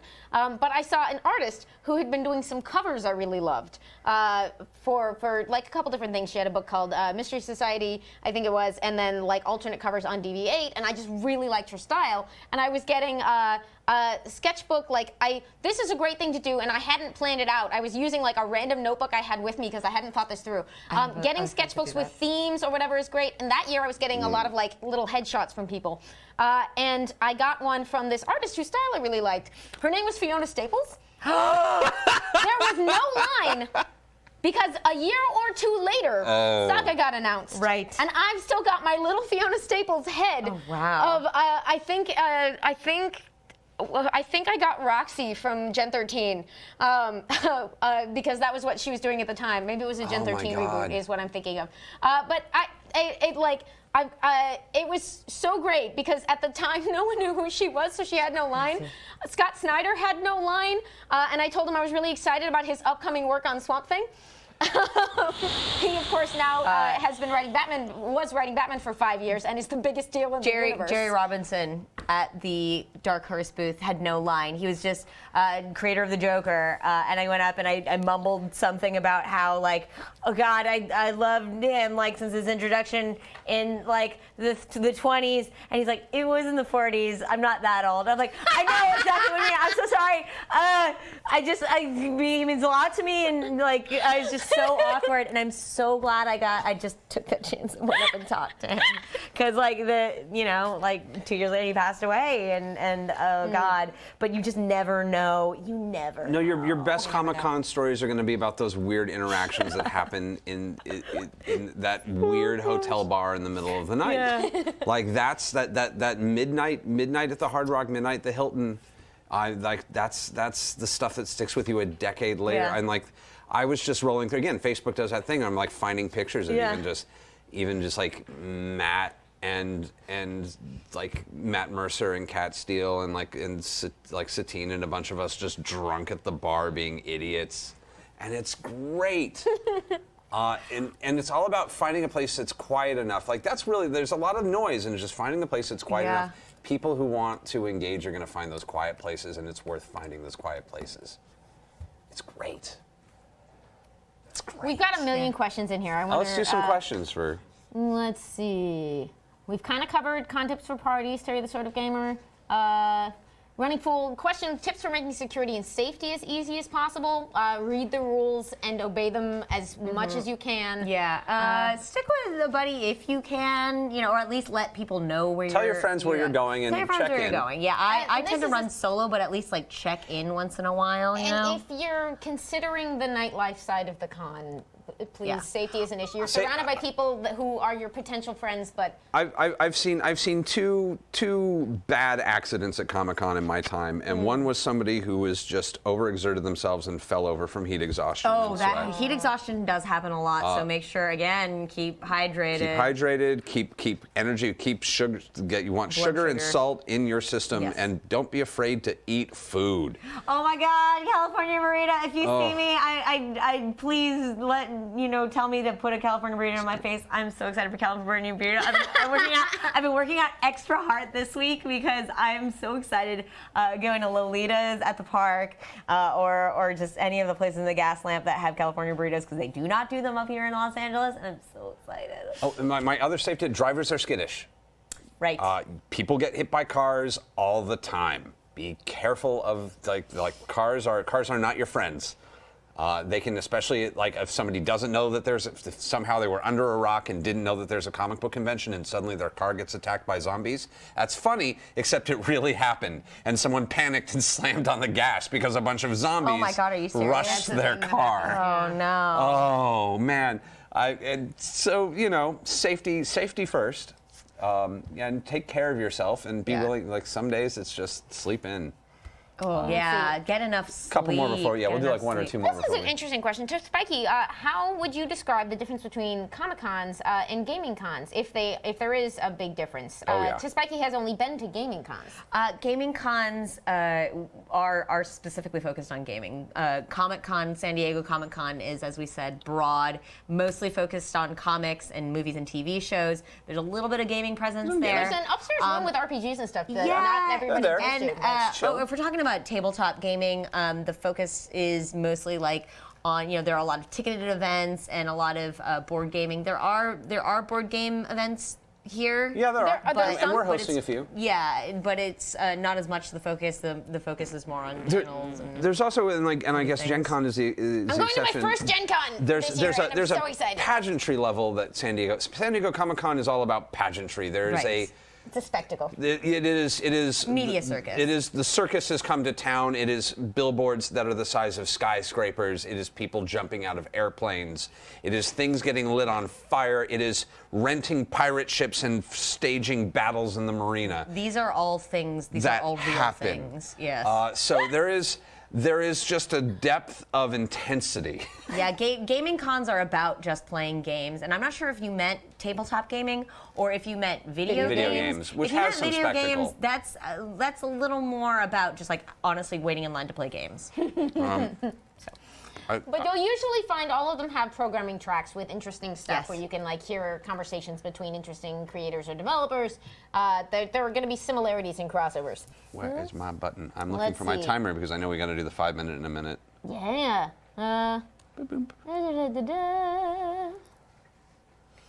Ooh, I think it's time for our 5 minutes. It's time for the, Ooh, time for the we got talk. the call. We are being the Yeah. All powers right. that be are telling us that it's This time is for so this. hard. This is such a good question, but I Is don't it this know. one in blue?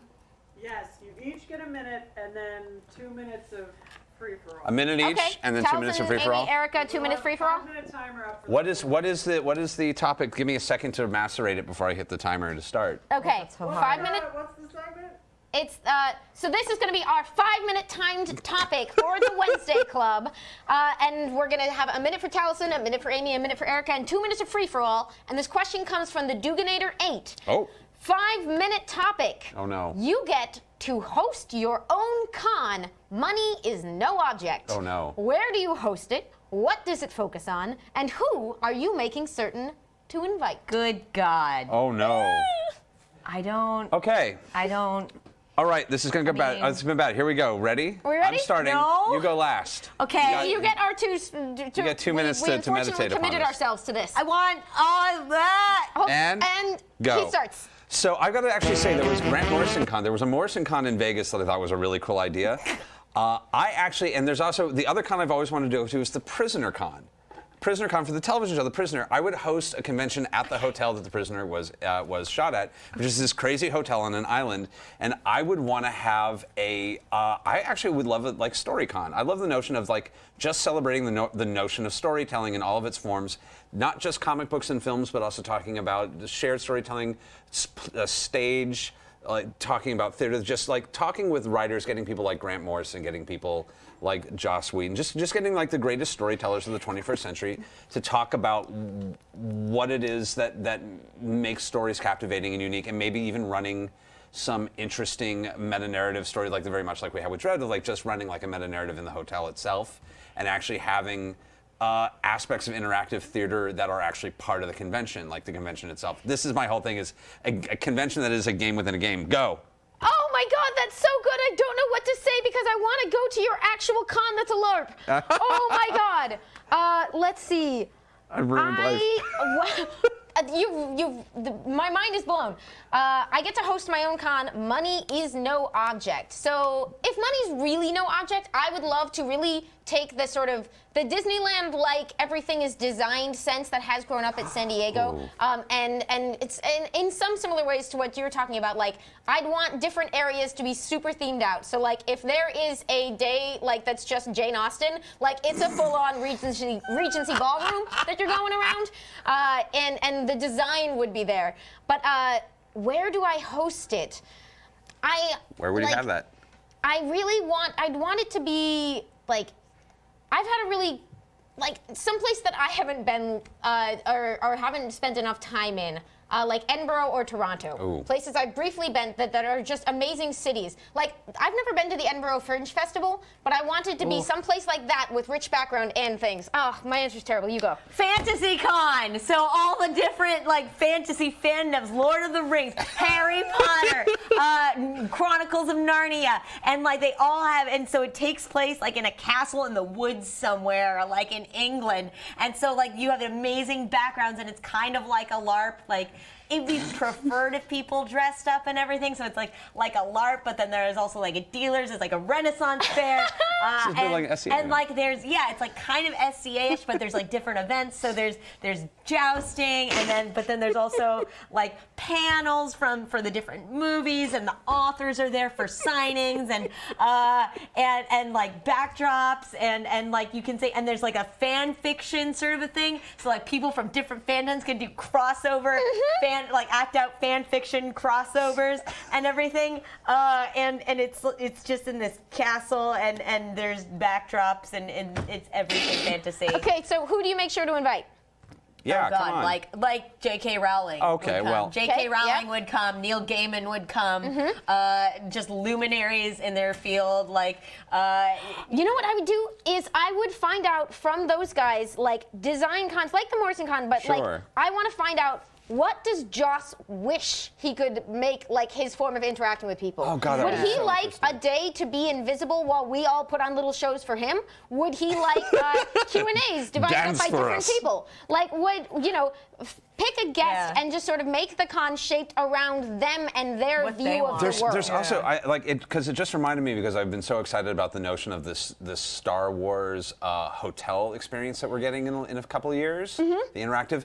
If we do like an interactive game con is going to happen at the Star Wars hotel where like a bunch of people all get together and like kind of create a narrative for themselves for like a Right. big push. If that's going to be a thing, I don't know why like narrative conventions are like really kind of. I love that idea. I love the idea also like of like escape rooms too. Yes. You know? But if money is no object, you could also go super far with accessibility for cons. Like you want to make sure there's a reason not to stream everything because you want some experiences to be private and shared. But there are ways to like Skype in people who'd never ordinarily be able to attend, or like open experiences up in other like get really creative if money's no object in making sure everyone can find some way to participate in your convention. Yeah, or have it travel. Yeah. Oh, like a circus con. Yeah, like this little traveling circus circus con! con. Circus con. Yeah, the con to a has city come to near you. town. Oh my God, Yes. that would be amazing. In a different city every Right? year. Oh my God, if Going anybody on is the road like old school Broadway. Oh yeah. By the way, if anybody's ever read The Night Circus, Oh, yeah. I'm sure that, And yeah, something I, like that. I It's hope like that this comes answered your seriously. question. My God, we're at 5 minutes. Wow. I want to go to your story con. Yeah. Sorry, God. I want to go to the prisoner. I want to go to the prisoner place. Yeah, this has been our Wednesday Club 5 minutes. I'm Amy Dallen. This is Erika Ishii. This is Taliesin Jaffe. Hello. Thank you for our. We actually still have 5 minutes just to wrap everything up. So next week, what are we doing next week? We're talking about. We're not going to say the name because I'm very Okay. proud of the name. Well, I'm really excited because we've all agreed to go down at con and pick up some interesting things, and then we might bring them back and share our con hauls next week. Yes, there will be con halls next week. There will be massive, terrifying. I'm going to be doing my version. If anyone's a West Wing fan of the cheese story, are you a West Wing fan? I know. I know the story even though I haven't seen the show. But Okay, well, if anybody who's a West Wing fan, knows that there's a cheese. I'm going to be giving my cheese speech next week. It's going to be very exciting. So, there's like 5 people going cheese speech. Woo! I'm not sure what this is, but it sounds enticing. It's a speech I'm going to give about the Ape Convention, which is a convention that's gone now. Alternative Press Expo. The Alternative Press Expo, which was a convention that used to exist in San Diego, San Francisco, wrong San, which was really cool. do they not put it on They anymore? do not. I know Small Press Expo's still a thing. Small Press Expo, but the Ape Show is no longer. And Ape's got it. I'll go into it next week, but Ape's got a special place in my heart. An interesting final note for me that I like to put out because it was perspective for me growing. I grew up reading Wizard magazine and idolizing the Chicago and San Diego cons. They were for me. I was like, someday I'm getting to San Diego. And the truth was, when I finally got to San Diego, it was exactly as wonderful as I thought it was. But I heard all these people talking about sort of missing how it had been when it was a little smaller, and I realized that in the meantime, like I had lived in high school and college, I lived on the East Coast, and my con was Dragon Con. It was like Yeah. a 5-hour drive, but it was like you could get there. Nice. And the funny thing was, my Dragon Con experiences were incredible. And the more I heard people talk, once I got out here and started going to San Diego, the more I heard them describing what it was like to go to San Diego, the more I was like, I already had that experience. That was me sitting in on the random lightsaber dueling panel and the Wheel of Time costume contest, like with no special, like you do, which was just in like a conference room, and so the truth is, these mid-sized and local cons, Dragon Con's obviously huge, but like especially back when I was going. But Dragon Con is all about the fan experience. Yeah, it's really and focused on it. These find other unexpected shows, and you can have some really extraordinary experiences. Volunteer at one or start one if you don't have one. And I'll say, as somebody who's a guest at a lot of these cons, the smaller the con, the truly remarkable intimate experiences at small cons happen all the time. Yeah. And there are friends I've made from some of these small cons, even before I was guests at them back when I was just going for fun, that are like friendships for life, like legitimate friendships for life. It's really, and into your 40s, that's pretty spectacular. I think it's getting to the point where we should probably we got to. Yeah. Oh my God. We totally. Oh my God. Oh wow. We're being reminded that we did have a wonderful piece of art added. This was our Hall of Justice. And Ken has added Superman and the Comic-Con logo. This eye up here. Yep. Ken to- Wynn is our incredible artist. Who came in to do this wonderful stuff for us as we are our ever morphing strange monitors of Wednesday. We'll see you at Comic-Con this weekend. We'll be sneaking around a little bit. We'll be on panels. Where can they find you on the internet if they wanted to find right. Thank you so much for joining us, you. Erika. Thank you so much for having me. This was absolutely Anytime. lovely. It's always just a treat to get to chat with you people, just in everyday life, but to do it on the internet is even better. I am Erika Ishii. You can find me on Twitter at Erika Ishii. I'm going to be tweeting a lot this weekend. Please keep up to date for if you are there, so maybe we can meet up. Hopefully. I also am here for Game Engine at 4 p.m. on Tuesdays. And Gather Your Party normally at 9:30. It's at 9:30 p.m. now. 9:30 p.m. on Fridays. This week we will be out because we'll be at Comic-Con, but I will be back next week. And I have my own Twitch channel, twitch.tv/Erika Ishii. Always fun. Yeah, it's thank you so much. This was so lovely. Yay. I feel so fortunate. Have fun, be safe, make new friends. Where can I'm they find Amy you? Dallen. You can find me at Enthusiamy. And where can we see you other than here? You can see you all Wednesday. In a few minutes. In a few on minutes. Shield of Tomorrow. Plus, we will be at Comic-Con on the panel at Panel 2:30 Friday, room 2:30. 5AB. Yes. It's going to be great, moderated by Felicia Day. Hector's going to be there, and Sean, and Eric Eric Campbell. And I'm Taliesin Jaffe. I'm Executive Goth. You can see me on Critical Role on Thursdays. And if you're watching Dread, you should be watching Dread on Alpha because it's me. You can see both of us on Dread on Alpha. It's just getting scarier. There's no episode every Thursday. It's brilliant. There's going to be an episode of Shield of Tomorrow coming up that is going to be amazing and filled with Star Trek goodness right after this. So you should stay tuned for that. And it's amazing and delightful. And just to remind you, I found a wonderful quote from Matt Smith, one of my favorite doctors, on when he first went to Comic-Con. I'll try and do the voice. I think that if the world were a bit more like Comic-Con, it would be a better place. Aww. That's so true. Thank you all, and we'll see you next Wednesday. And it's